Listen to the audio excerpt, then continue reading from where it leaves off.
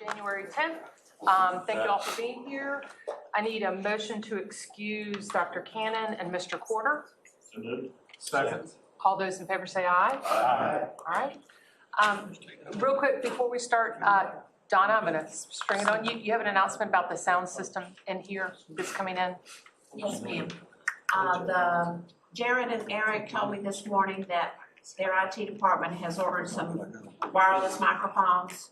So we'll have about 8 or so, and we can scatter them around the table. So it should help with you all being able to hear each other. And the lady who does the closed captioning had some issues. And they're ordering some other enhancement for their system that should help with broadcast. And I want to thank Mr. Zapple because a couple of months ago, after our meeting, he marched over and told them what they needed to do something. So I appreciate it. They did something. You don't need a microphone. Thank you, Donna, but thank you for the work that actually, all I did was, well, thank you, yes. Thank you. So I'm not sure when it'll come in, but help is on the way. Thank you for that. Okay, I need a motion to adopt the agenda as presented in the packet. Second. Motion and a second. All those in favor say aye. Aye. All right, in Dr. Cannon's absence, I will present the minutes from our authority board meeting that were, last meeting was December 13th, and so those minutes are in the packet. Any comments? If not, can I get a motion for approval? Move to adopt. Second. Motion and a second. All those in favor say aye. Aye. All right. Moving on to public comments. We have one person, Mr. Fenton. Morning, if you will state your name and address, and you've got 4 minutes, and I will gladly remind you. Thank you. Thanks. Good morning, everybody. Good morning. My name is Peter Fenton. I'm a resident of New Hanover County since 2016. My wife and I reside on Fudge Creek Road, 1447 Fudge Creek Road. That's in the Porter's Neck area. And the reason I wanted to come today and take this opportunity is to express concern and request a recognition of a grievance that we have about connection to public water system.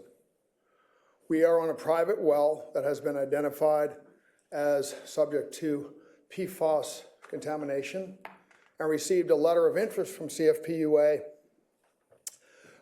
trying to understand whether or not we'd be interested in hooking up to the public water. We're already on the public sewer, and we said, yes, we are interested, highly interested, and began the process of understanding whether or not there could be, what the process was. Specifically, our grievance is there's a requirement that we pay a development fee, more than $2,000. Although these numbers seem to fluctuate with each phone call, the cost to hook up a home to an existing water main, which runs right down Fudge Creek Road, we estimate it's going to be about $5,000 or more. And also understand that the requirement is to pay up front for a job that may not be completed for up to 12 weeks or more.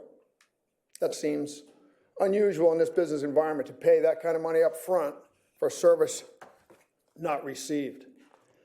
The development fee seems highly unfair, given that the water main runs right in front of the street. There's really not much development to do there other than hook up.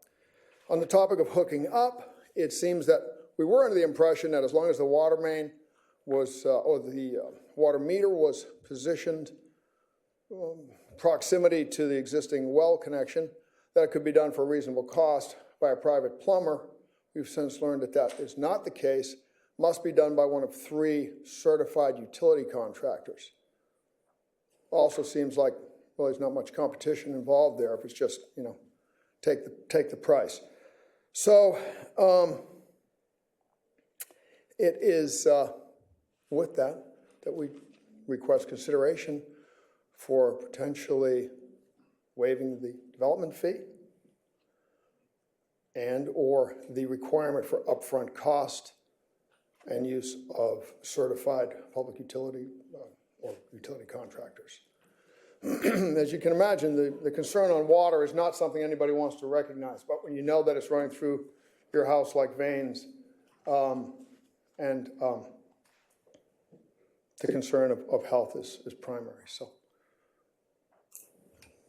thank you for your time. If there's any questions? Madam Chair, may we ask a couple questions? Mr. Fenton, have you had your well tested? Yes, sir. By Parsons or Kenmore's? Kenmore's and some private. Parsons, yeah. I see, and it came up as having a certain amount of PFAS? Yes, sir. Do you remember what it was? I believe that it did not exceed the threshold, combined threshold of 10, but the actual results, I see the results for the 12 compounds. The specific readings from the lab result were not provided to us despite our request for those readings. I saw in my notes from my wife, who's been on this, that the 0.4 and 0.3 for some comments. I'm not sure if you got that verbally or not. But you did not receive a sheet that had the listing of the 12. I do have that sheet, yes, but they say that they are below the threshold of 2. Okay. Good. I think even though it doesn't, from your point of view, seem like it, you are in a really lucky situation. You have a water main going right in front of your house. Yes. That is not the case for a number of people here in New Hanover County. So again, I know that doesn't seem like that from your point of view, but in time, you'll see just how incredibly lucky you are positioned in this. I think we're lucky to live here in Wilmington. I mean, there's no doubt about it. And we're going to hook up. Yeah. A well service man came the other day and told me he's in the well business. Get on water. It's better water. I think that our complaint is through these comments of recently Duke Utility was there and they had to rerun a main. They said, get a contractor, run a ditch, run a conduit, we'll get some wire pulled. And they sent some people and they did that. And we also understood that there's costs for, future development of water main and water purification. It just seems that there could be some of that funding, that state funding, that's, see Rock Hill on the agenda today, and there's other, half of a $55 million allocation for cases like ours.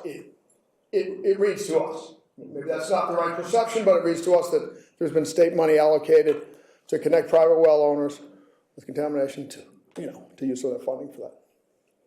So. One more comment. It sounds like you've been following this, that the reason that you want to be on public water is because of the $48 million investment that the ratepayers of CFPUA made into our GAC system. That's why we can deliver almost totally PFAS-free water to all of our customers. None of that money came through Kenmore's. None of that money is coming through the state. It's coming from our ratepayers. So just the enterprise model that we work off of requires, at this point, that our ratepayers or our clients share in that cost. So if that was new news to you, please add that into your thinking. It's clearly you put a lot of thought into it, and your presentation was excellent. I just wanted to add those other thoughts. Thank you, Madam Chair. Thank you, Mr. Benton. Thank you.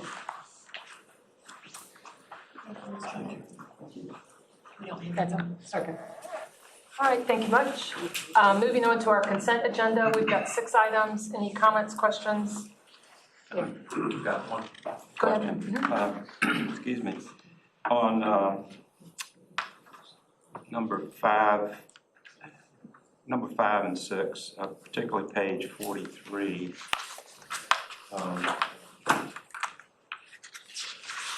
Just a question. The lease tenant improvement allowance, I assume that's part of a requirement in the lease that the building owner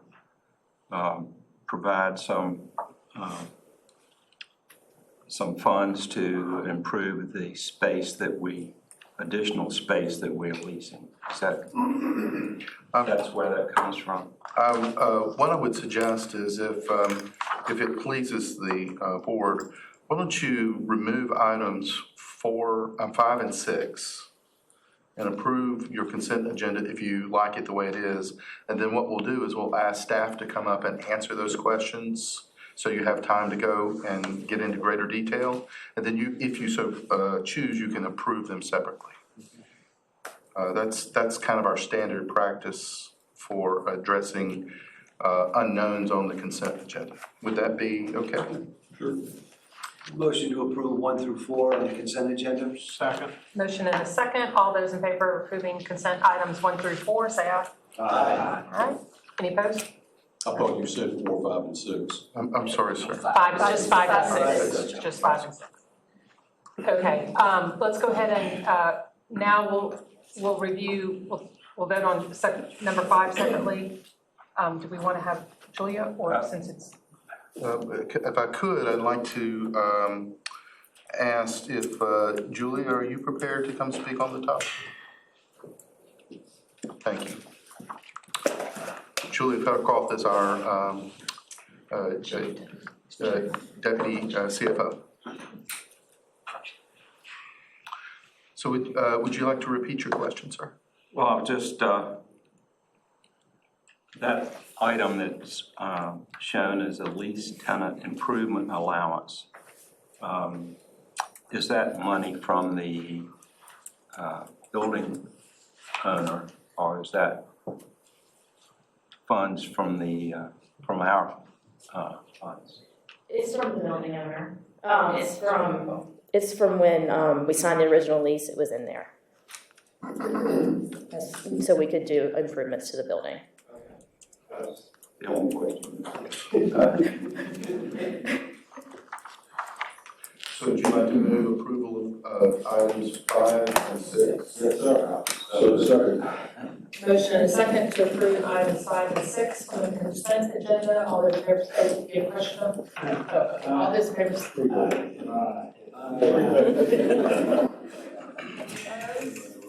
I couldn't tell if those were ayes or questions. All right, moving on to new business, administrative report, attorney's report. I don't have a report except to say, as you probably saw, we recently won a motion in Chancery Court in Delaware, and Nicolette will be sending you an article with a summary of that. The judges were very favorable. They didn't even ask our lawyers to argue. Camorras and Crediva and DuPont had moved to dismiss our claim of fraud, and the court ruled that they did not have adequate grounds for it and that they were not honest with the court. So. One down, one to go. Yes. Remember, we filed this to keep the statute of limitations from running on the fraud allegation, that there are not enough assets in Camorras to cover all the claims. When is the next one up, Linda? They have stayed this proceeding until after our proceeding in Eastern District County, which is what we asked for, because there's no need until we know that we're collecting to have this other one heard. So it will be stayed. We have to report to the court quarterly how the cases are going in the Eastern District. So March, April? We'll just have a report to the court, and there won't be a hearing. Okay. So was your question specific to the Delaware Court of Chancery case or to the Eastern District? Oh, the one in Eastern District, we have to have mediation by April 1st. Great. That's the next thing. That's the next one, yeah, okay. Sorry, I misunderstood. No, I wasn't clear. Thanks, Ken. All right, anything else for the attorney's That's report? it. That's it. Any other questions for Linda? Go ahead. So it's official, so you need to know. Oh, well, hang on. Oh, That's gonna be an executive director. I didn't want to miss So, no, we'll cover that. I tried to chain her to a desk. Moving on to the executive director's report. Okay, we got a lot to cover on this. We do. And I would offer up for your consideration the key indicators report, the safety report, the environmental report, and the strategic plan update, all of which are in your packet. And ask if there are any questions that staff has. Go ahead, Mr. Smith. Sorry. Usually it's not. Nothing will let you rest today. Thank you, William. I just noticed on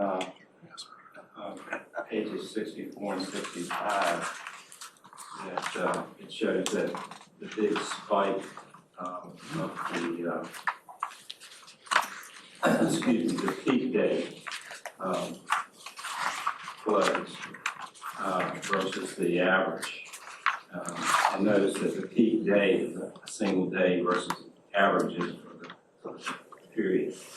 But when you look at that and then you look back at the graphs on pages 70 and 72, I believe it shows the rainfall being significant there.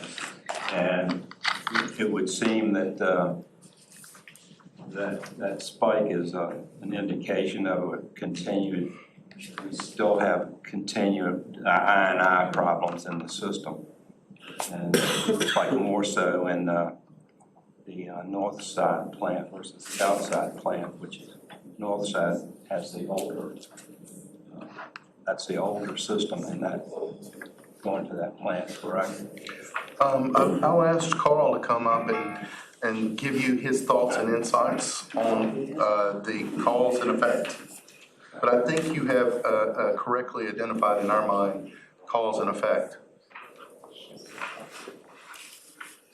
Good morning, and you're absolutely right, Mr. Schmidt, that the rainfall that you see, or the spike in the peak days for both north side and south side, can be attributed to rainfall. There was a significant rain event in December that coincided with that.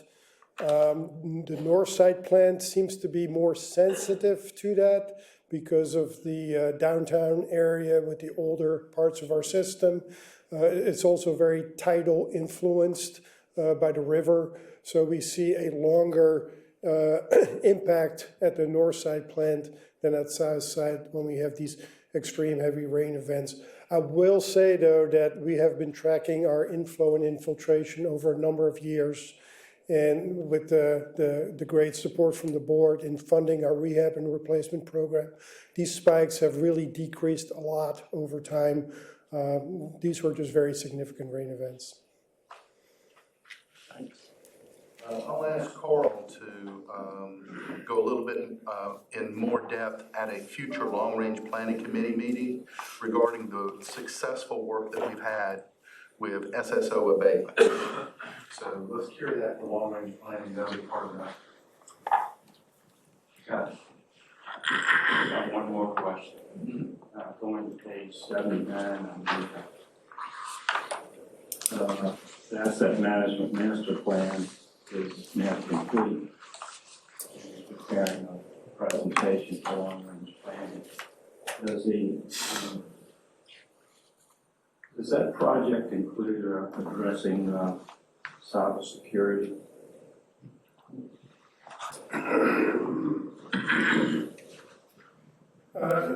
So the asset management plan itself did not address cybersecurity. It was more about physical assets.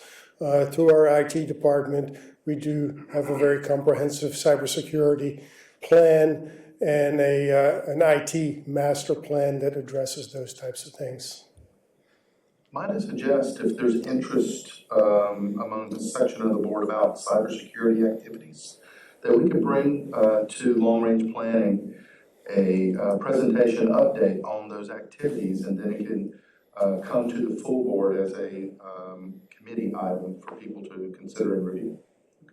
Okay. And we can combine that with the asset management presentation that we'll be doing at long-range planning in the next few months. You're doing cybersecurity training for employees? there is, and I can let Cord Ellison, our IT director, speak to that more in detail if necessary. Not necessary. I know the county's got something similar, and the commissioner's got an invite to take this course, and so I did. And I learned a whole lot, about organization and what not to click on and this, that, and the other thing. It was pretty extensive. And I got a nice certificate saying I completed it, which our IT director very happy as well. So I'll ask our IT director to bring, in partnership with Carl, some updates on our cybersecurity, cyber terrorism protection efforts.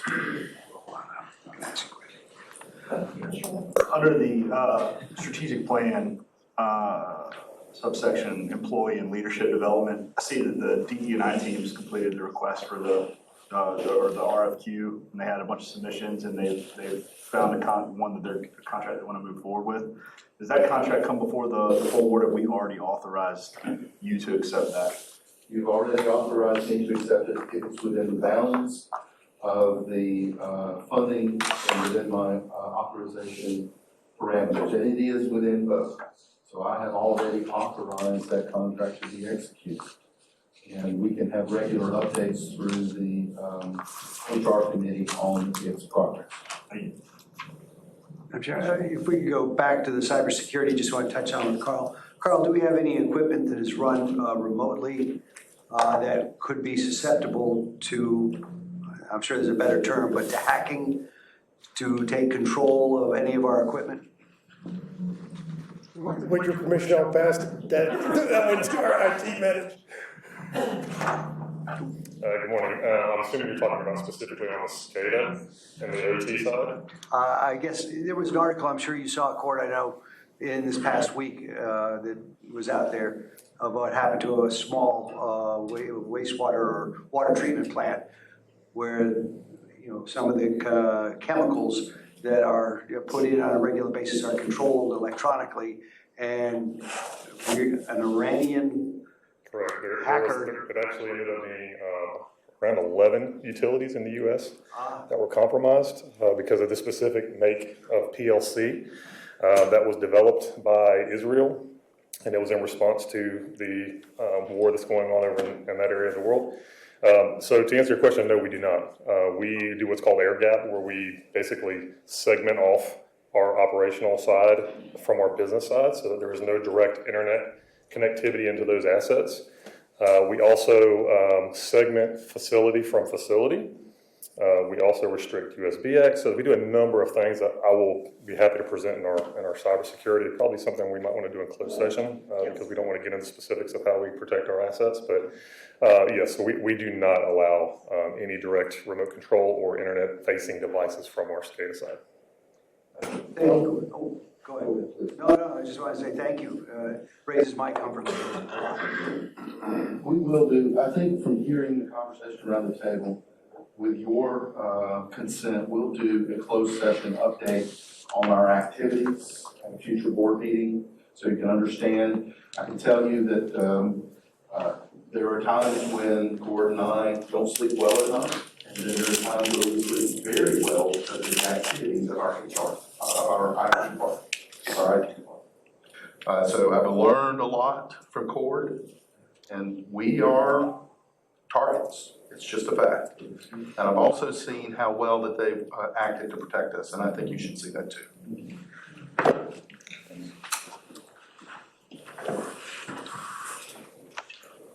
All right, I think we're moving on to item 5, the update on the Rockville Residential Connection Pilot Program, and Bernice Johnson is going to give us a presentation on this.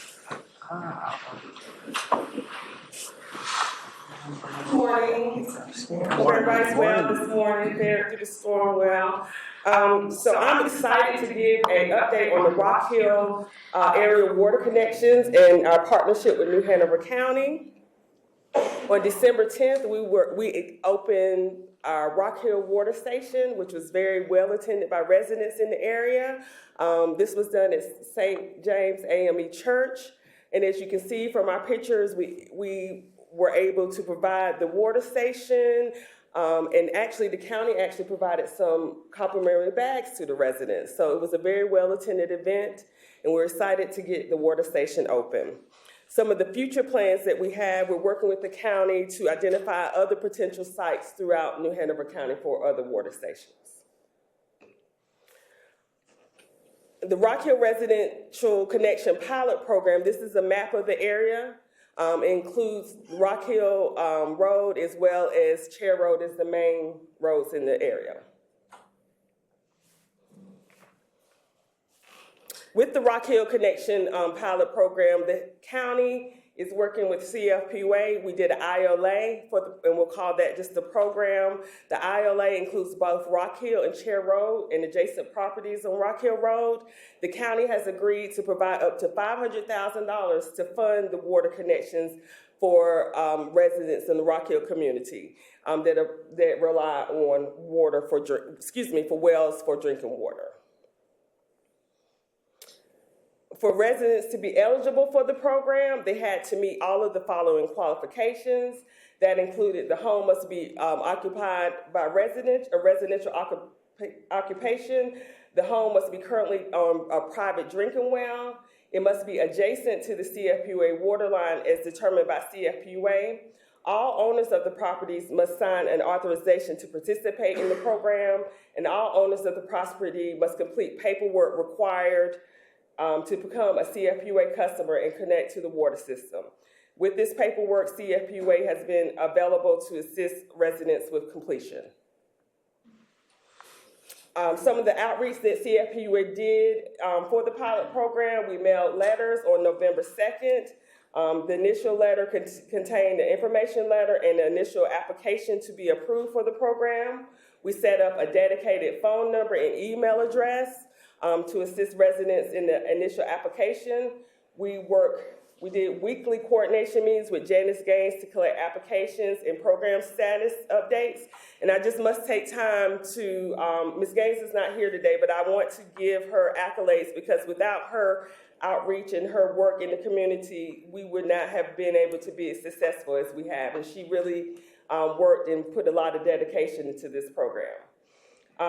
Throughout the program, we had an initial deadline of December the 15th, but we decided to extend that to December 29th to give some of those residents working on final details such as signatures. A lot of the properties in the Rock Hill area are air properties, so there were lots of signatures that had to be gained, and some properties had access easements, but we need utility easements, so we wanted to give them some extra time to be able to complete those items.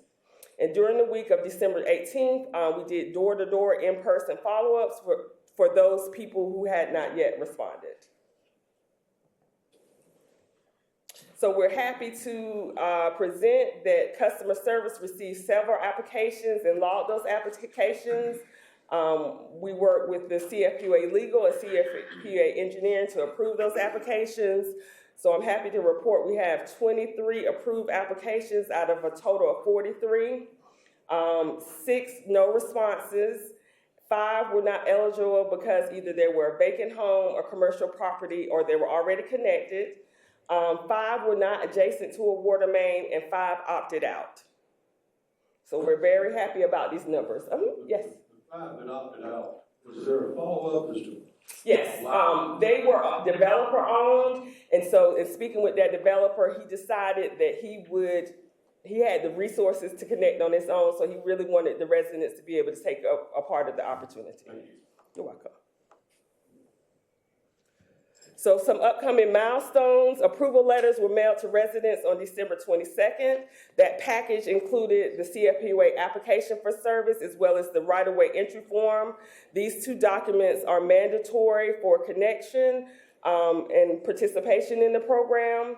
We also mailed letters to the non-responders on January 2nd, just letting them know at this time because they didn't respond, they're not eligible for the program.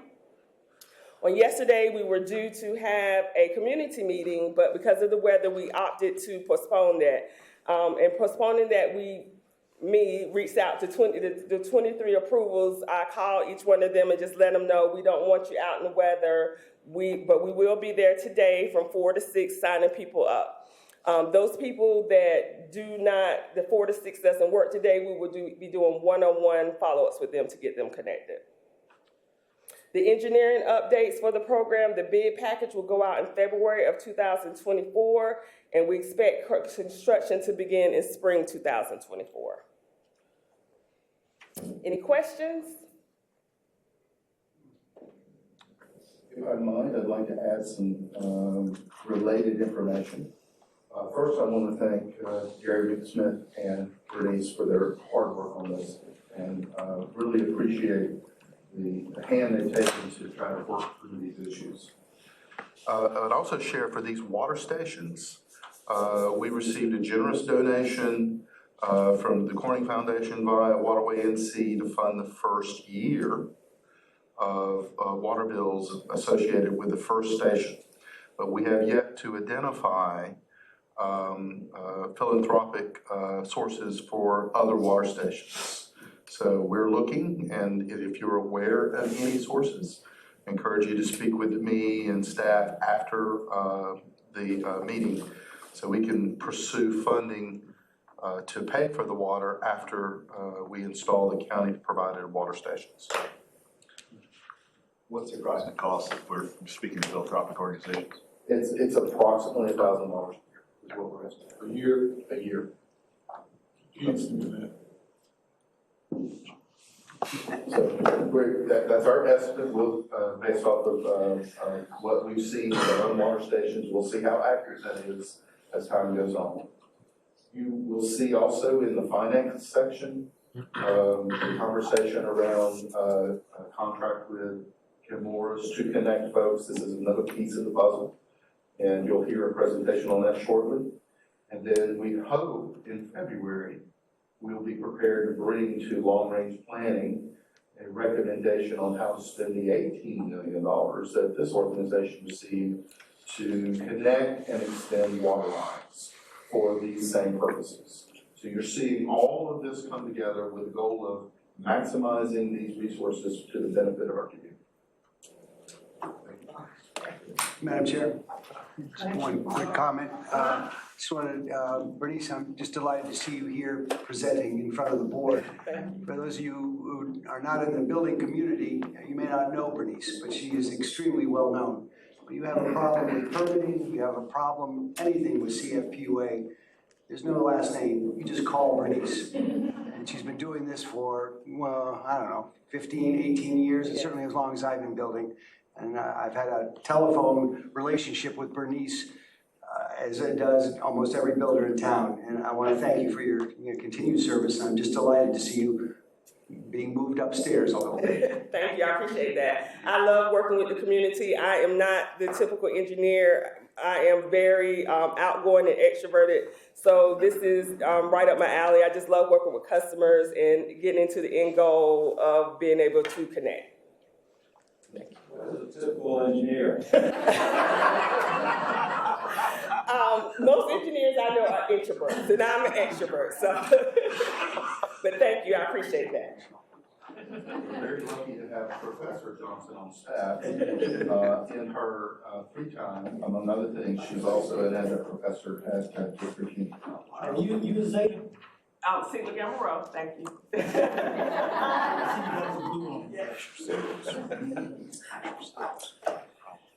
All right. And for our next item, I'd like to bring forward for the board's consideration a draft resolution to acknowledge the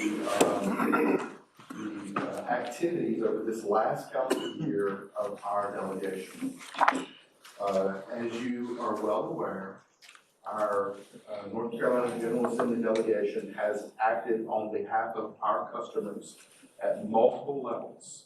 We have General Assembly members who have introduced legislation in terms of PFAS to try to address both community health concerns and to ensure that we are able to recover our losses. We also have the leadership within our delegation who brought forward a historic set of funding for our community, of which we are directly or indirectly benefiting from. We have direct allocations of $18 million for extension of water lines and $17 million to facilitate consolidations. But indirectly, we benefited from $30 million of special appropriation to the Lower Cape Fear Water and Sewer Authority to extend the raw water line. We will probably be beneficiaries of the $45 million in water and sewer special appropriations that were given to the county. And of course, our partners at Wrightsville Beach received $8 million to foster consolidation. Altogether, our delegation leaders brought $118 million of water and sewer investment to our community. And what we lay before you is a resolution. If you find this resolution sufficient, we ask that you move to adopt it, and then we will invite the entire delegation to come at your next board meeting to be honored by the resolution. Madam Chair? Yes, go ahead. I see in the resolution you all found a way to acknowledge each and every one in a special way. Great job.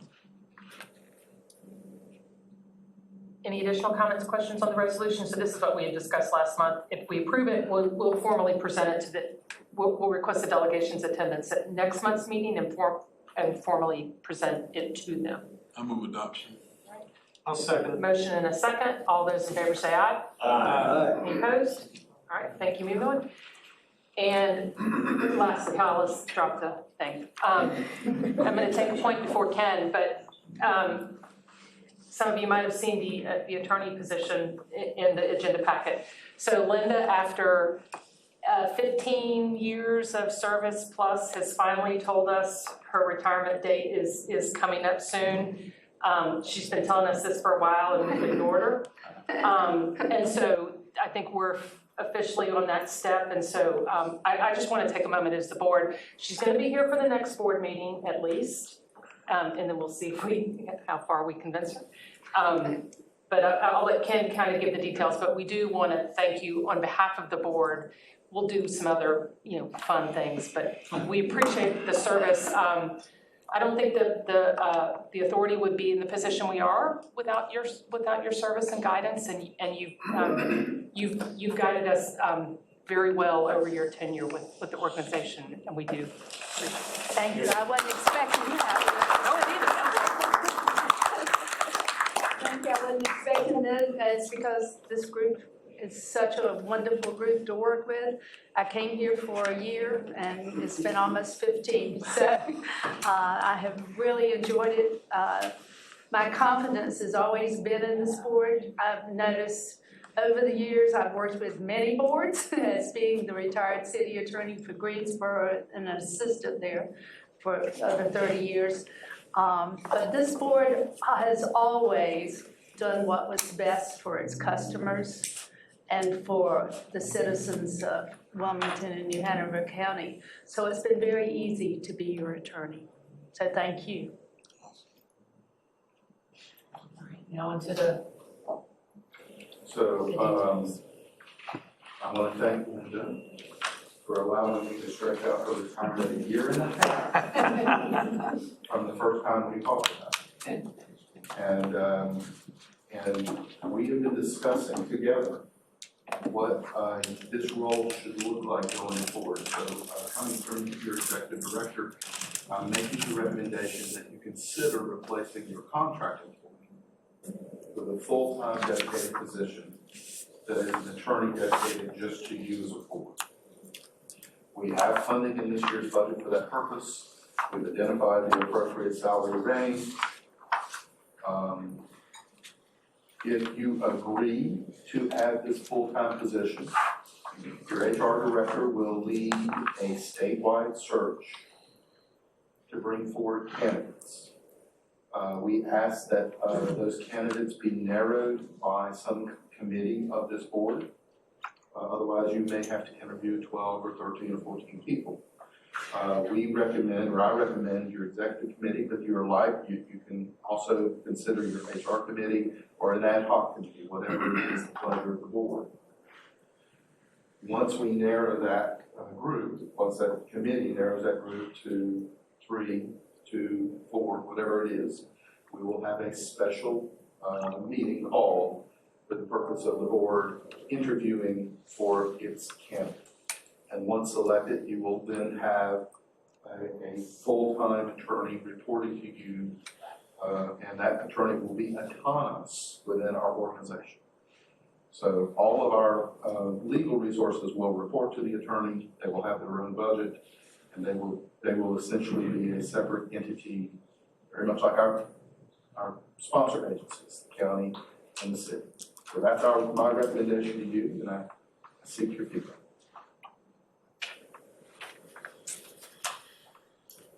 Questions, comments? So go ahead, Mr. Briggs.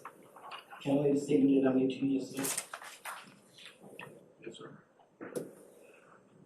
Well, that's why I was just so excited to talk about that, because I don't know a lot about attorneys. Well, yeah, I know quite a bit about attorneys. I worked with attorneys 10 years, last 10 years, and I know how effective they are. And without a good attorney, nothing moves forward. So I've watched Nicolette come in under the auspice of Linda, and the statement that I made to Ken, that's why I asked him if I could say this, is that I think the board would be in a lot better position if we chose Ms. Fulton to be the next attorney, because we won't miss a beat. I think trying to get somebody outside, and you know, people want outside. And like Ken told me, also we gotta apply, you know, put it out there, because we're a public entity. Excuse me, if we're gonna discuss this, we need to go into a closed session. Oh. It's a personnel matter. Oh, And well, outside. by the name and everything, you've outside. created it a personnel matter, so we need to go into closed session to discuss that. Thank you. So we got a great attorney that's already giving us great advice. So we'll have this discussion at the end. I'll stop. Okay. But I would like, my suggestion is the executive committee be this subset that reviews, that is the initial search committee. If any of you have a really burning desire to join that, let us know. You would like to, okay. All right. I enjoyed working with you the last time. We did a good job then. Okay. Well, there's a certain vetting. So there's this is the initial vetting, right? And then the full board would do the interviews, but I'm just talking that initial vetting. I understand that, Jennifer, but what I meant was, you know, when you get them down to the ones that actually meet those qualifications, you guys Yes. tear it down, but there's somebody, I mean, some people will apply that don't meet that, Correct. they just will. That's gonna be HR. Go ahead. I'm certainly not opposed to having a staff attorney, but Ken made a comment a minute ago that they'll have their own budget. And I know in our discussion, we talked about kind of the cost that we anticipate being negligible from a staff attorney versus a contract attorney. Did that include considerations of a budget for another? Yes. Essentially, we have all of these budgets already within the administrative functions of our organization. We're just going to consolidate them under one umbrella. I'd like to move that we authorize the position of full-time equivalent position for the authority attorney. Okay. So we have a motion for the posting. I'm sorry. Just had a comment, you want to get a second first and then go to the discussion? Second, Ms. Briggs. Comments, questions? Yes. Yeah, I made this comment in Finance Committee where we initially bought this.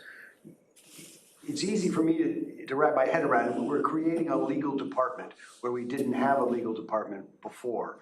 That's what this shift does. And I know that Ken, at least initially, has said that we have the money in place in our current budget to be able to handle that.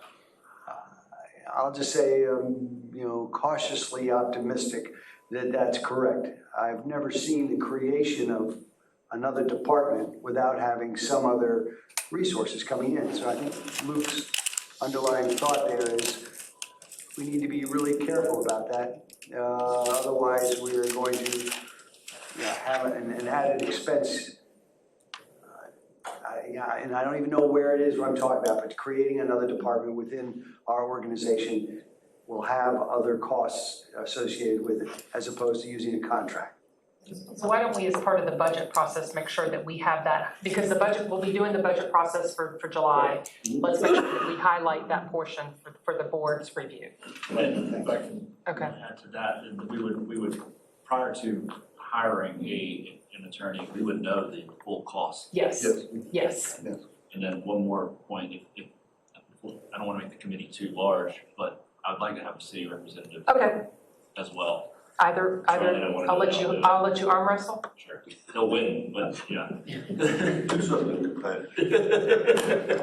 I'll be happy to. Okay, all right. Thank you. Okay, so we have a motion and a second. Any other questions, comments, concerns? All those in favor say aye. Aye. Any opposed? All right. Darn. No. Okay, here we go. Motion passes. That's it for executive. That's it for executive. Okay. Moving on to committee reports. The executive committee meetings, we met last week, January 3rd. Those minutes are in your packet for review. We need to approve those. Somehow I keep drawing a blank. Do we need, no, no, that's just. You've already. Okay. Long Range Planning Committee, I believe, did not meet last month. Is that correct? Any update? No report? Okay. Finance Committee, Mr. Porter is not here. I'll go in his absence. So the Finance Committee meeting, we met last week. Do you have a financial update for us? I sure do. Thank you very much. Good morning. Morning. So jumping right in, and I kind of feel like a broken record when I get up here each and every month. And I really hammer on this slide right here and the following. It's kind of all one report. But why this is so important is because this looks at what our fund balance is doing. There's several components of our fund balance that we really don't have any control over. It's money that we tuck aside to pay our debt service. We're bound to do that by our covenant, so we have to do it.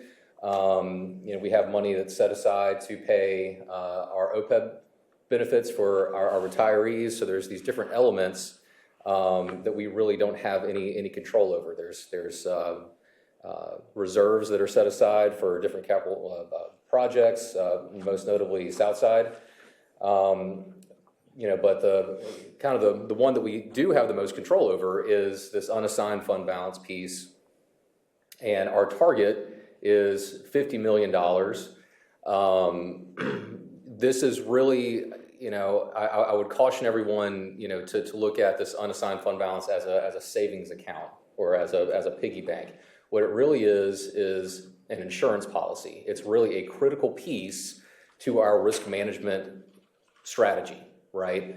When anything unanticipated comes up that exceeds, the budget that we have on hand, so we're talking about some kind of natural disaster or something of that nature, this is there to, serve as that financing source, right? So that's why it's so important. Again, that $50 million is really sized to be attractive to the rating agencies to maintain our credit rating, which is just one notch below AAA. And there's very few standalone water and sewer authorities that have a AAA rating. Generally, when you have a utility, revenue bonds that are AAA rated, they're in connection with a water system or a water utility that is part of a larger government that has general taxing authority, which we do not. So this is really a critical piece to maintaining our credit rating and also a critical piece in terms of our overall risk management strategy.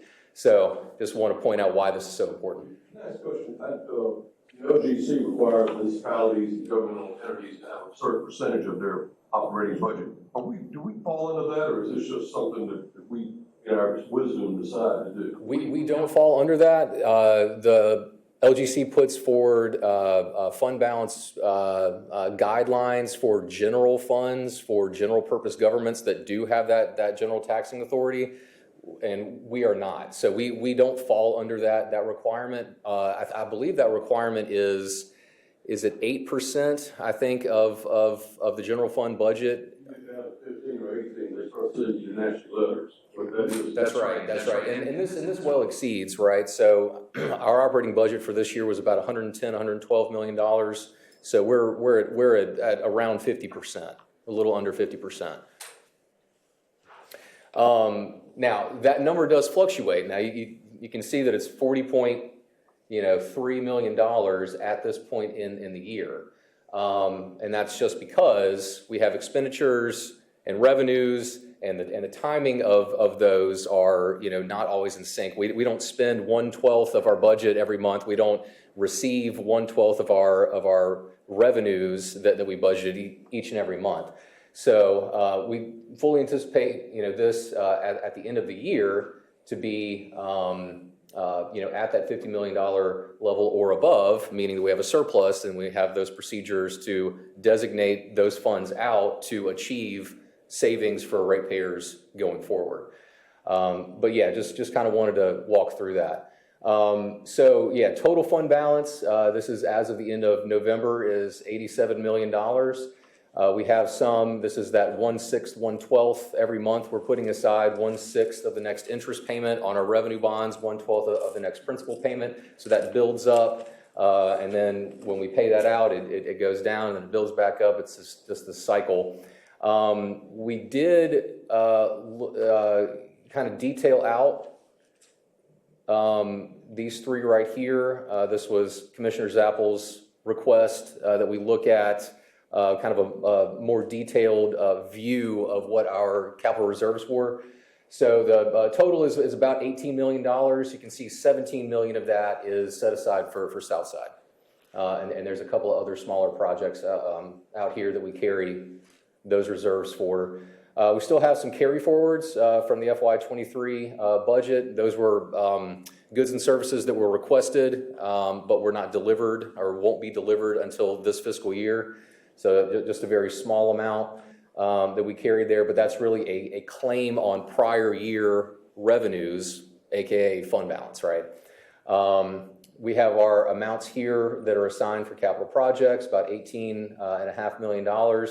And you'll also notice this amount that's assigned for OPEB has gone up since last month, and we set aside, if you'll remember back in October, we took the resolution to designate the surplus for FY23. We did $1 million to put in this bucket right here, and then the remaining, which I believe was around $8 million, we stuck out in this capital reserve for Southside. So that leaves our unassigned fund balance at $40.3 million, again, fully anticipating that we'll get back to that $50 million, certainly by the end of the year. Are there any questions there? John, I just want to take a moment to point out that going back years ago, we've had a lively debate over the years. It's notable that going back years ago, that unassigned fund balance was approaching $100 million. And I know some of the comments that I made around this board table and joined by others, that it left us open to criticism as an organization of sitting on a mountain of cash.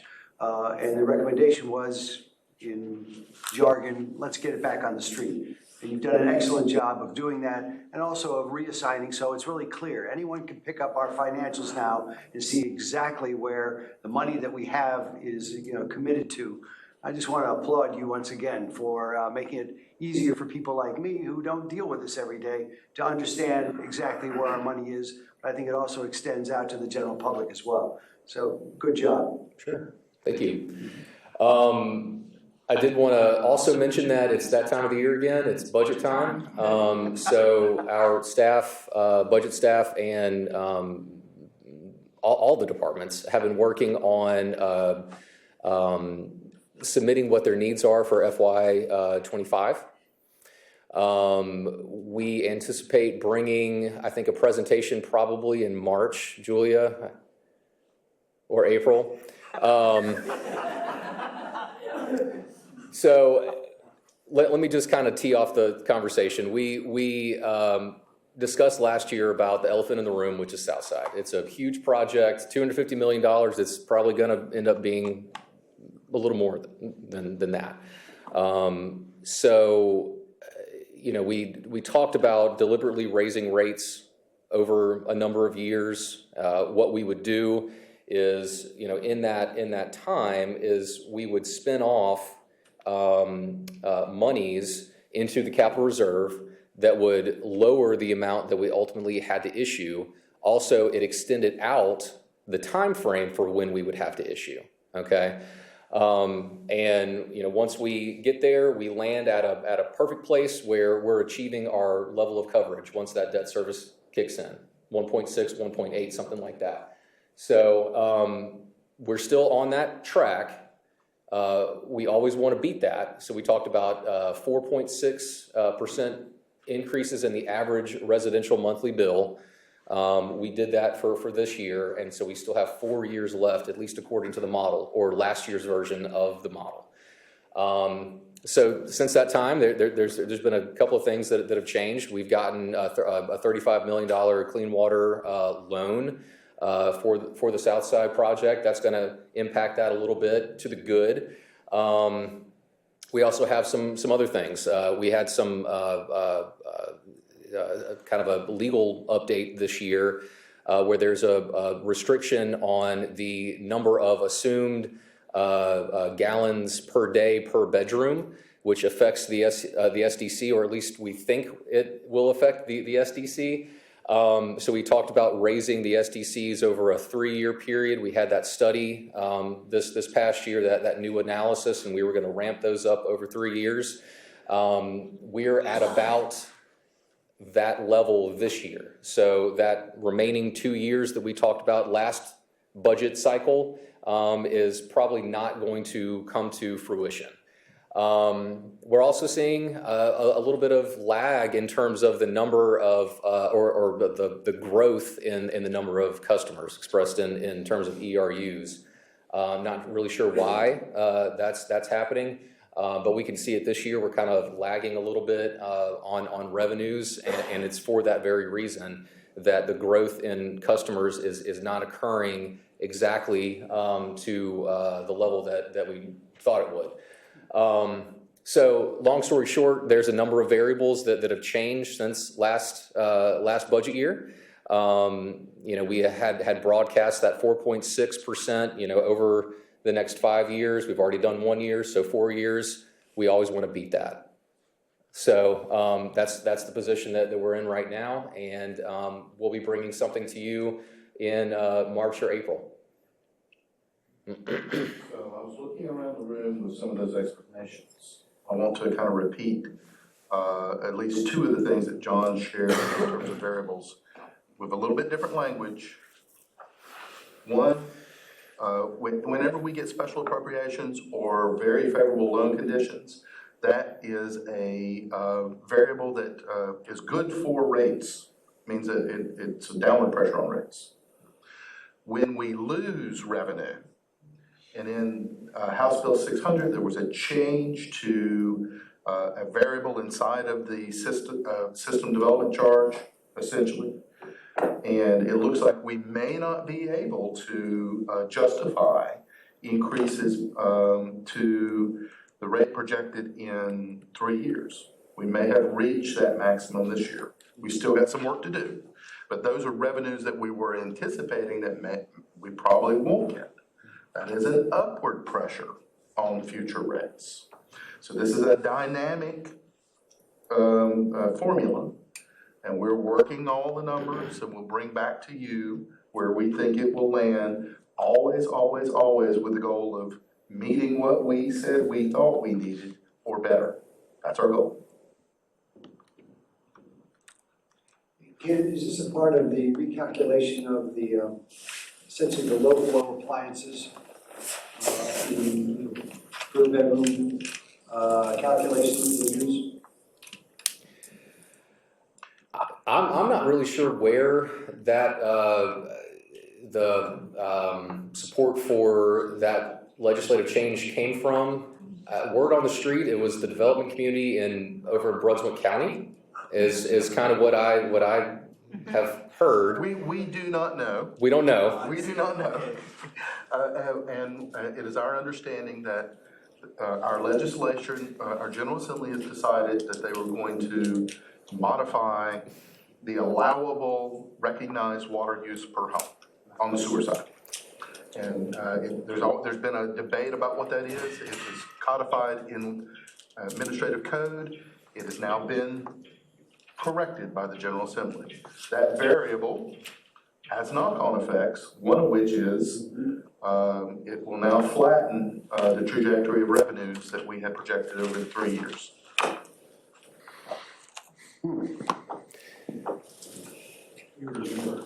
Clear. Yeah. Bottom line, we're not going to get the revenues we thought we would get in rate increases for system development. That's right. So we're going to have to make up for it somewhere else.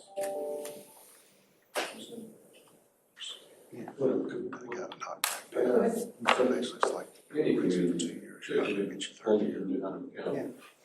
Rates are growth that we're experiencing over the last 10, 15 years throughout the course of the existence of CFPUA.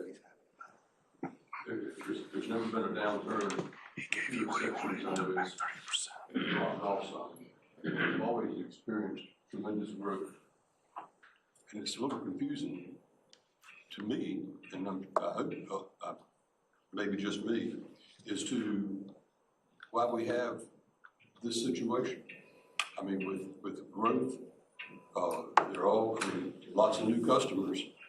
I mean, if you just subtract everything except the apartment development, which is record-setting, it's puzzling to me how we could be having revenue problems taking on new customers, because, I mean, it's an enterprise fund, the developers pay, and then we have new customers. Can you explain that to me? Well, I think what you heard was we had made some assumptions on growth, and right now, they're slightly behind where our assumptions were last year, so we're behind. They may catch all up. You know how development is not a smooth curve. It could be a spring surge or a summer surge of houses and new fees coming in. What we're reporting is our assumptions that we made last budget cycle on how many of those new folks would come in the door. We're behind on those.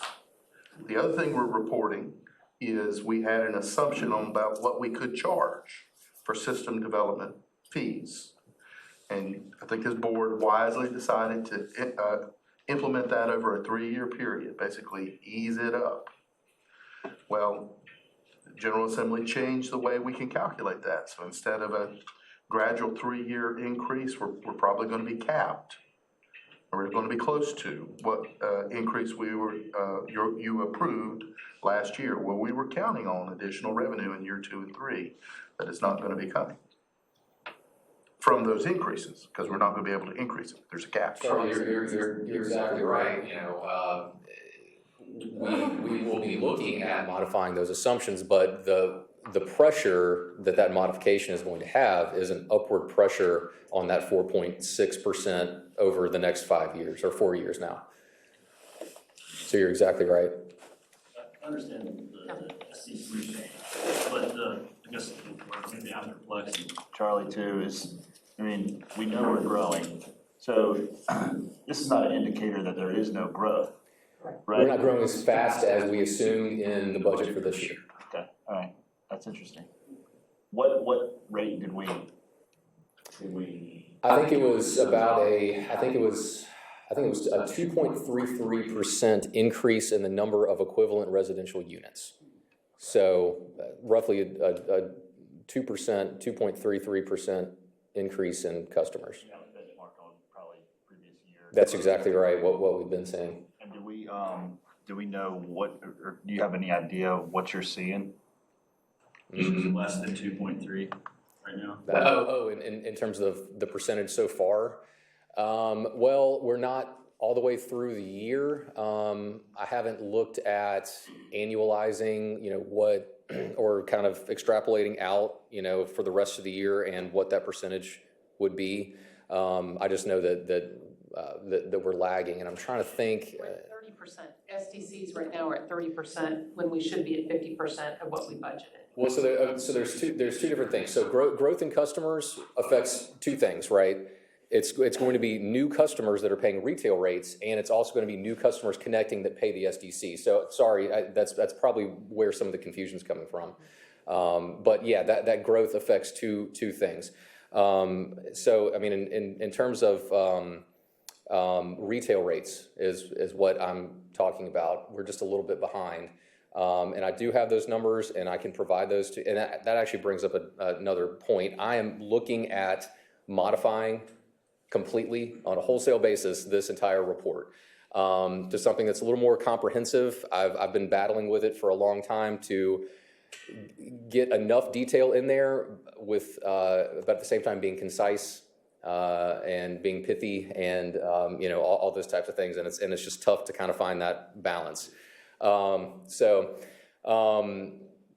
That, long story short, that will be in that next report where I will show the number of ERUs, so the number of customers and the consumption per customer as drivers of those revenue sources, and looking at what we assumed and what they actually are, so you can actually see those differences. And that was something that we used to include. It kind of got messed up, our methodology, when we moved to monthly billing. We've had enough history now to where we can kind of do that again. But yeah, long story short, that kind of ties into a total revamp of this report where that information will be in there. But I can provide that to you. John, are we doing any forward-looking to the large investments we're making in the northern part of the county? We have the Holly Shelter, Sidbury, and Plantation Road trunk lines. They're coming on board. Do any of our calculations include what a projection will be for what is going to be tens of thousands of new customers coming in?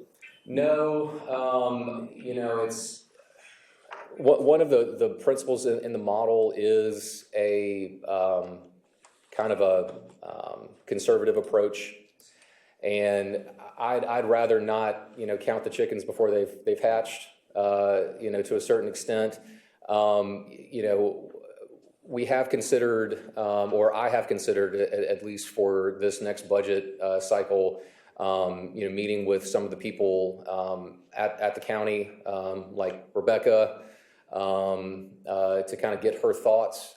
That might be something that we could look at doing, but the general approach now is we kind of take this 3-year weighting in terms of customer growth. And then we just carry that forward for the entire 10 years. And keep in mind that those projects, which we think are wise investments by this board and New Hanover County's board, they really won't come to fruition for 5 years. So we've got till 2027 to see the infrastructure going in, 2027, 2028. Then the development community has got to build its own infrastructure and sell the homes. So we're really looking at a 5-year knock-on effect. But that investment will pay off in the 10-year window of your CIP. All right, any additional questions for financial report? No. Said too much. Thank you. Okay, moving on for Finance Committee, we have one item actually a few items to bring before the board. Since there's really nothing terribly unusual, but the next one, we really wanted to bring it before the board because of essentially this is just the amount of work that will be going on downtown within the city. Between the bridge closure and this work, we really wanted to bring the attention, especially to our city representatives, as you might be getting calls. So with that, Carl, go ahead. Yeah, thank you.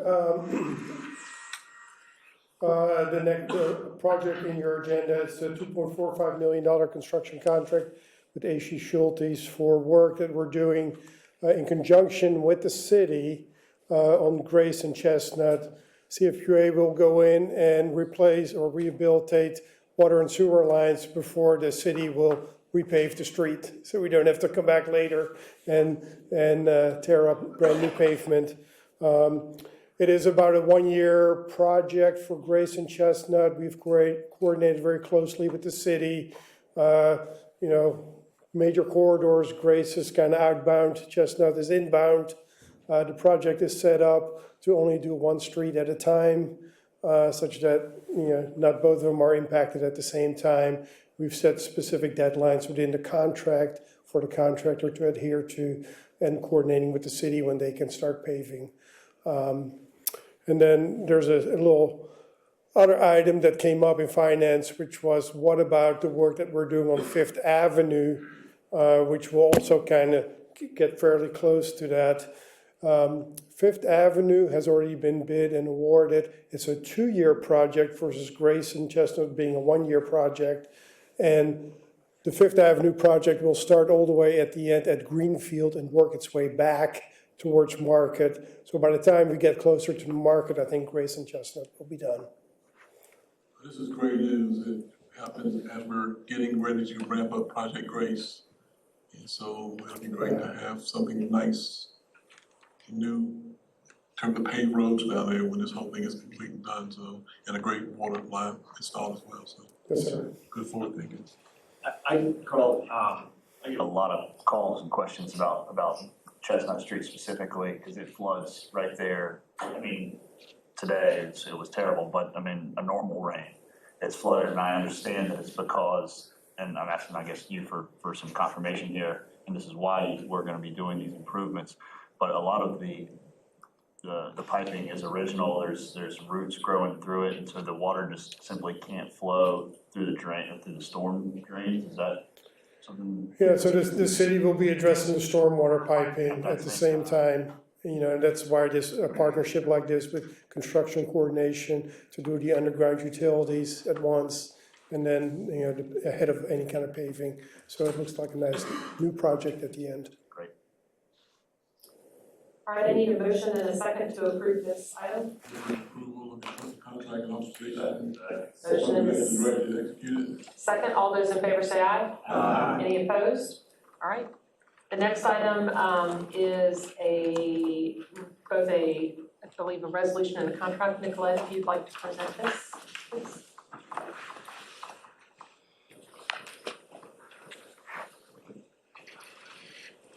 So I have a presentation for you this morning for 2 purposes. Number 1, this agreement, you more likely than not have a number of questions about it. And number 2, to enable you to answer any questions you might receive about it. So this is a water connection reimbursement agreement that we have developed over the course of many months with Chemours.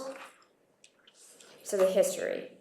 In 2019, Chemours entered into a consent order with the state in which it was required to connect persons that met certain PFAS thresholds to permanent water connections. That threshold was 10 parts per trillion of Gen X. Other persons would be entitled to an RO system. There was an out for Chemours in that system. If it was too cost prohibitive, Chemours could decide to do only a GAC or RO system instead. Hundreds of properties throughout New Hanover County qualify for this permanent connection under that consent order. Recently, Chemours contacted CFPUA about entering into an agreement that would establish a framework to expedite the connection of these affected properties within New Hanover County. And since then, we've been working with them to try to get that plan in place. So why are we entering into this agreement? Chemours is going to reimburse CFPUA. Make that abundantly clear. Reimburse CFPUA to manage the work to connect these qualifying properties in New Hanover County to CFPUA's water system. That includes the design and the construction. Chemours will reimburse CFPUA for all costs related to this construction. What are the benefits to CFPUA and our community for our involvement? Number one, and most importantly, it maximizes the number of connections within our community. The most cost prohibitive means of connection is an individual parcel connection. By our involvement, we are able to connect multiple parcels at a time. The connections are completed efficiently and cost effectively, and it also keeps the work associated with local, responsible contractors. Now, some of the key terms. The agreement sets out the roles and responsibilities of both Chemours and CFPUA.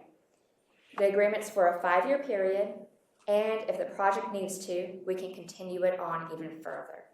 Because as I said earlier, there are hundreds of properties in New Hanover County that would qualify.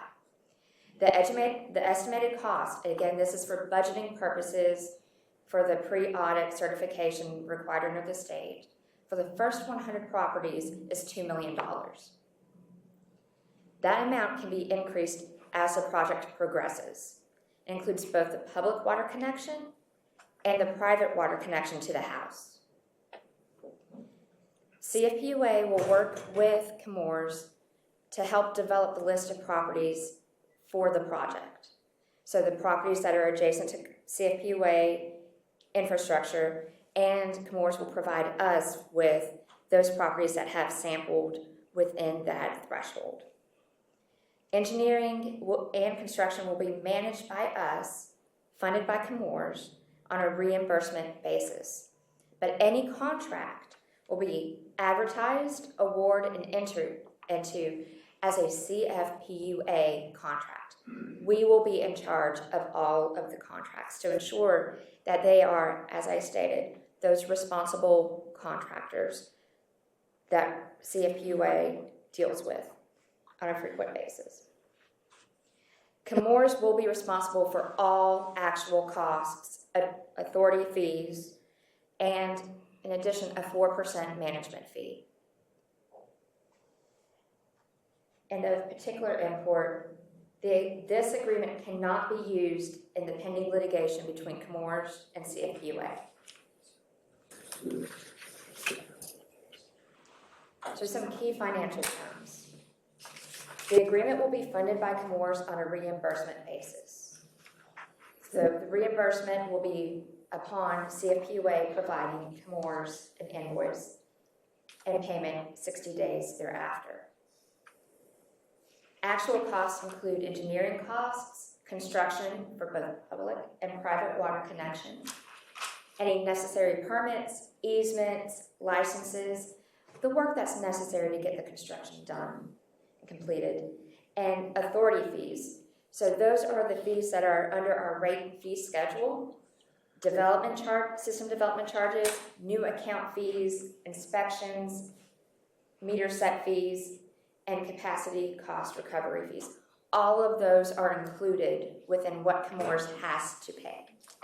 In addition, because this is going to take CFPUA employee time, Chemours will also pay a project management fee of 4% project cost per invoice. Any questions? Mr. Barfield, Commissioner Barfield. Will these dollars be held as some type of an escrow account? And the reason I ask that question, suppose Chemours files for bankruptcy. Correct. What happens then if we've expended resources to do X, Y, and Z, but there's no way for them to repay us? I will have to get back with their attorney as to whether the funds will be held in escrow. If those funds were to be within an escrow, not be escrowed, any funds expended would be subject to a material amends suit against them. Remind us what the bill receipt timeframe was? 60 days. 60 days. 60 days for engineering, 30 days for construction. Yes, Mr. Smith. Go back to this, back 2 slides. Right there. Fred, how are we gonna come up with this list? It would be taken from the properties that qualify, with the, amount of. Still. Properties that fall under the consent order. Yes. But then we come up with this list and they all qualify for it. But then Comores gets the opportunity to determine which ones on the list they'll do and which ones they won't do. Why is that? Well, the consent order is Comores' responsibility, and CFPUA is not in the position to pick the winners and losers under this project or under the consent order. We cannot decide who is going to be the person who will be receiving Comores, who will be able to receive the connection through Comores funds. And that is one of the issues is Comores can decide to extend the project as long as they want. However, the decision is left up to Comores as to the areas that start first and how it progresses. That's purely part of the consent order between Comores And the state. DEQ, and we are not a party to that. So that consent order specifically says, again, based on test levels, and we can provide you a copy of the consent order. You know, based on test results, Comores must do A, B, or C, and then they can decide. But a portion of that consent order says Comores can facilitate connection to a public water supply, and there's a portion that they're going for, but it's easier for us to manage it than rather get Comores Connection 1, Comores Connection 2, rather than them manage it because we are the experts in hooking up to our system. So it's a facilitation for the properties that they elect to say connect to water. But that is out of our control as to who gets that under the terms of the consent order. But all these properties come under the consent order and they need to be connected. But then they can decide which ones they'll do and which ones they won't do. Or which ones they'll do under this amount of money. It can be extended. And the amount of money can be extended. This is only for the first 100 properties. And it's up to DEQ to enforce the consent decree. Correct. But eventually, all of the ones on the list will have to be Correct. Okay, I understand. Is there a not to exceed number? This is, think of this as phase 1. Yes. This is 2 million, connect as many as we can, and then we go for phase 2. I mean, that's part of the process? Yes. So every 6 months, there will be an additional list provided. For budgeting purposes, it was $2 million. Comores. Yes. They will provide the list. Does the 4% project management fee, does that cover 4%? Fair number? That 4% is just soft cost stuff. It's really not, it's not really construction management. No, it's our engineering costs. It's our. It is our internal costs for the employees, the CFPUA employees' time that will be spent on this. Construction management and inspection. Construction management would be under contract. Yes, Would be correct. under those individual contracts that we would reimburse. And inspection. Correct. So this is just Gravy. Our time, paper. our time, price, Moving this paper. out. It's not normally captured in the Yes. Great. Mr. Briggs and Commissioner Zappi. Will that affect some of the work that we're doing in Rock Hill? It should not. I mean, in addition to, will this help the Rock Hill Connection project? Oh, yes, as development increases, more properties are considered adjacent to, and then this will allow for more connections. So of the 23 properties that we've identified, the people that we can help in Rock Hill, will this increase that number? Will that help will that help with the $500,000 that we have allocated for that project? It depends on the sampling of the area. I cannot speak as to each particular property within Rock Hill. We could ask our engineering team to come and give specific answers. I can give a general answer. The general answer is Chemours has some responsibilities under the consent order. And in that consent order, they actually have some flexibility to decide, all right, do we want to connect to an adjacent water line, or do we want to install point source treatment? What you're doing with this contract is you're making it easier for them to say, yeah, it makes sense to connect to the adjacent line. As you extend water lines with the $18 million that we have, you can then see this contract being leveraged to connect people that qualify, and Chemours agrees qualifies and should be connected. We're layering all of these together to try to maximize these water resources and not excuse Chemours for any of the costs that they have to bear under the consent order.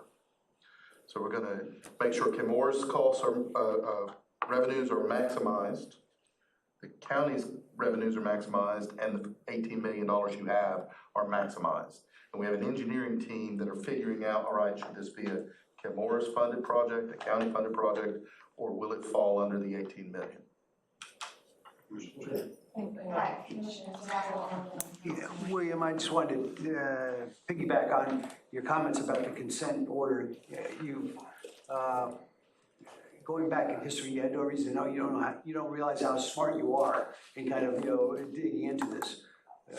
This organization has been trying to get a seat at the table with the consent order for years and have been rebuffed by DEQ as well as Chemours, et cetera. Part of what you brought up there would have been one of the things that we could have addressed if we were allowed to legally sit at the table and address that. So bravo to you for kind of figuring out what some of the weaknesses of that consent order are, and there are many others as well. We've been really frustrated over time. My particular heartburn with this, what we're talking about now, the connections, is the portion going from the meter to the home. I spoke about this at the Finance Committee before. I just see this as a real trap for this organization. That the cost of getting from the meter into individual homes, in some cases, will mean digging across yards, going underneath driveways, coming across sidewalks, and then tying into plumbing that we have no idea what it is and may be affected. And all their people are gonna see is a CFPUA truck outside doing the work and then tying into their plumbing, and I guarantee you anything that goes wrong in that internal house's plumbing after we've touched it will be inferred as our problem. I just wish that we could either put a dollar amount that takes the cost from the meter to the house to kind of lock in our liability, or simply not put that onto the homeowner. I just think we're gonna see a whole bunch of that, $2 million or the $18 million is gonna go for the last mile or the last 100 feet or whatever it is, a disproportionate amount. I've made that before, so I just wanted to throw that out. I was here during our consent order, and we had light at the end of the tunnel a day when we were done. Is that something, is it fair to describe this one that way? This sounds like it could go on ad infinitum. So I'm sure they're looking for an end date. They are. The project is estimated for 5 years, for up to 5 years. It can be extended if need be, but it's estimated for only to last for 5 years. So you have the option. I'm limiting this relationship if you find that it is not to the benefit of CFPUA or New Hanover County citizens. Essentially, what we've laid out is a process where we will we will be reimbursed for connecting people to our system where it makes sense. And we get that's our decision. CFPUA's decision. Well, in this contract, there'll be a list of likely connections that are adjacent. And what we're agreeing to do is we're agreeing to connect them. And yes, connect them to their home, under this contract. Is part of this basket of money or whatever, does this include any trunk line installs, or is this just from? No, these are customers that are adjacent to existing per the terms of the consent order. Yes, ma'am. If there's no trunk line, then they have to, under the terms of the consent order, they can install under the counter whole house system. So that's the other thing they have to do under the terms of the consent order. I happen to agree with Commissioner Zappel that it seems to be a logistical nightmare and maybe more liability than we should want to take on to connect. I think it was mentioned in finance though, they sign a waiver. We will develop contract language to the extent possible, protect ourselves in liability once we leave right away and connect to the home. So that will be part of the conditions. But I would note that I'd ask Bernice, is she still here? No. Gary, can you come forward and describe how this project's being implemented in the Rock Hill pilot project? Is this similar or dissimilar to the Rock Hill approach?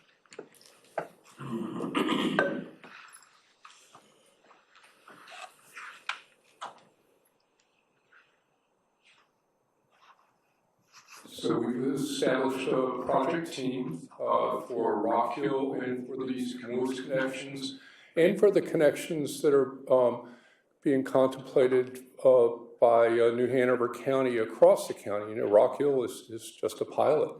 And the board has also identified a senior project manager position to be set into this team to be able to execute the work for the $18 million that the General Assembly appropriated.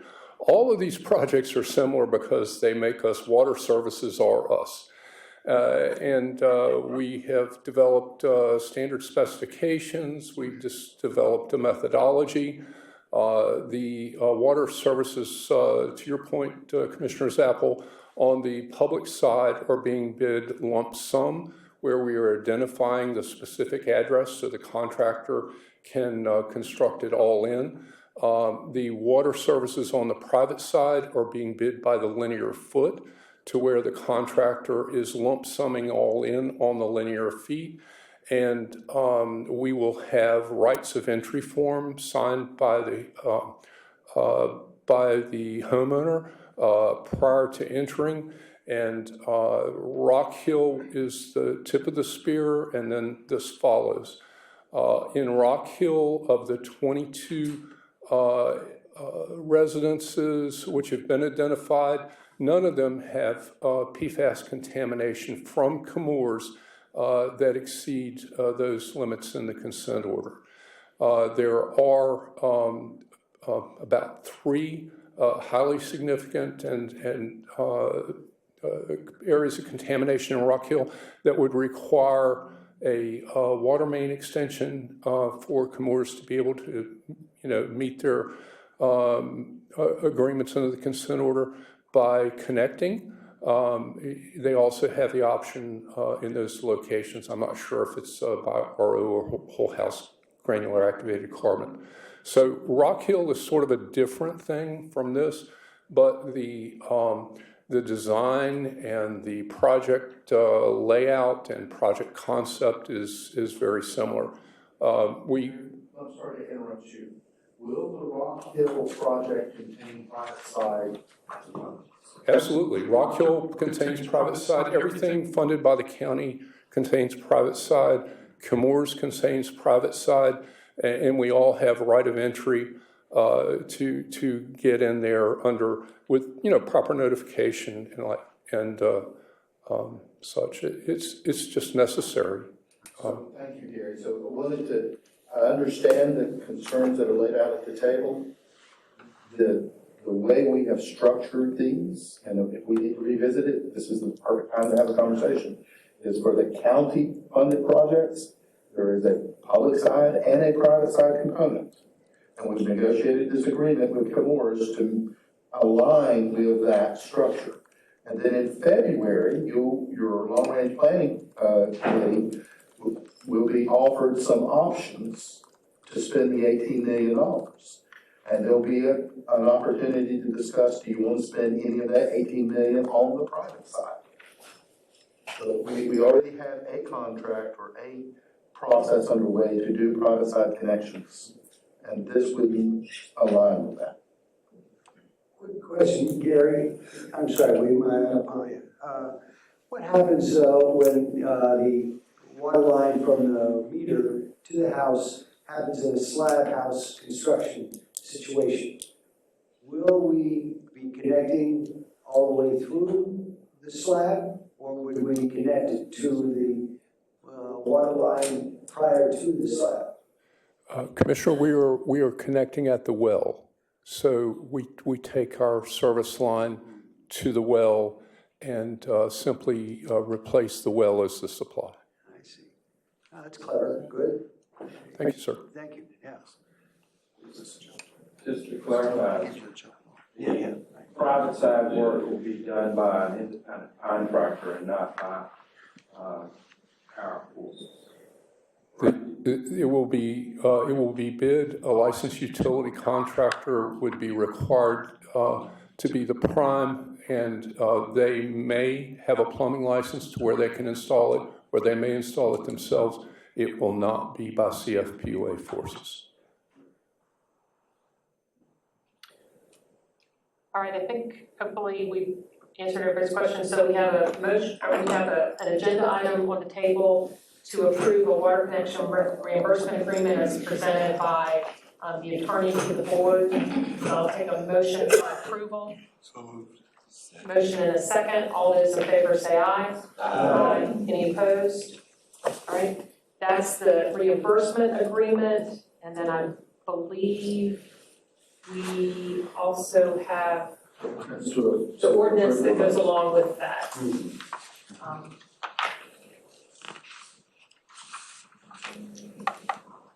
So this is just the ordinance that appropriates the money to be spent for the purpose that is laid out in the ILA, or excuse me, in the agreement. Motion for the budget amendment. Motion to approve. Mr. Zappel, all those in favor say aye. Aye. Any opposed? All right, thank you very much. That is it for Finance Committee. Moving on to Sustainability Committee, we did not meet in January or December, so nothing to present there. Moving on to consolidation. Consolidation update is in the packet. Basically outlines the HDR's progress with consolidation feasibility study report. Town of Rexel Beach is still working with Stantec before responding to CFPUA's recent offer, and they're looking like their timeframe is approximately 3 months.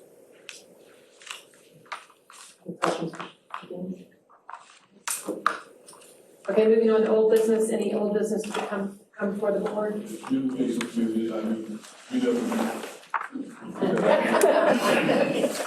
I would note that we are going to have a meeting of the communications committee very soon. Later this month. Thanks for communicating. Any authority question, answer, closing comments? I want to take note, all of you have this in front of you, the value of water. I'd like to thank Cammie and her team for putting this annual contest together. It's local, it's a contest with, local kids artwork, so this is your calendar for the year. But thank you, Cammie and team, for that. And with that, I'll take a motion to go into closed session. Motion and a second to discuss the personnel issue. All right, all in favor? Say aye. Aye.